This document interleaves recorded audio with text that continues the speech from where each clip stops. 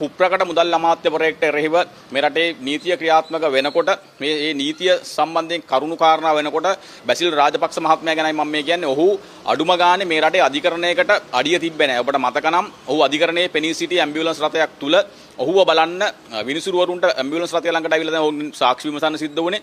එතනින් නොනවති ඔහුව එක දවසක්වත් ඔහු උසාවියට ආවේ නැහැ. ඔහු හිටිය රෝහල්ගත වෙලා. හැබැයි මේ විදිහට බැසිල් රාජපක්ෂ මහත්මයාගේ නඩුව දැන් අධිකරණයේ ක්‍රියාත්මක වෙනකොට ඔහු දැන් රටින් ගිහිල්ලා පුටුවෙන් වැටිලා තමයි ඉන්නේ.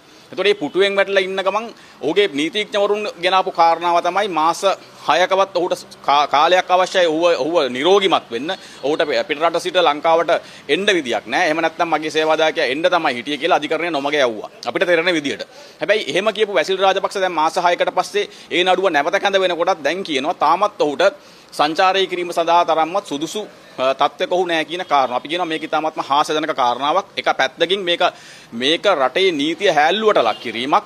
ඒ විතරක් නෙමේ ඇමරිකාව වගේ රටක ඉඳගෙන ඒ වගේ රටක පුරවැසියෙක්ට පුටුවෙන් වැටුනහම මාස 6ක් ගිහිල්ලත් ඔහුව කෙලින් කරගන්න පුළුවන් තරම් සෞඛ්‍ය පද්ධතියක් ඒ රටේ නැත්නම් අපි කියන ඇමරිකාව ගැන සිහින දකින්න හැටි නම් ලංකාවේ සෞඛ්‍ය පද්ධතිය කියලා මිට වඩා විශ්වාසයක් තියෙනවා. මොකද මාස 6කට පස්සේ පුටුවෙන් වැටිච්ච මිනිහෙක්ට ට්‍රැවල් කරන්න පුළුවන් තත්ත්වයකට බෙහෙත් දෙන්න බැරි රටක් නම් ඇමරිකාව.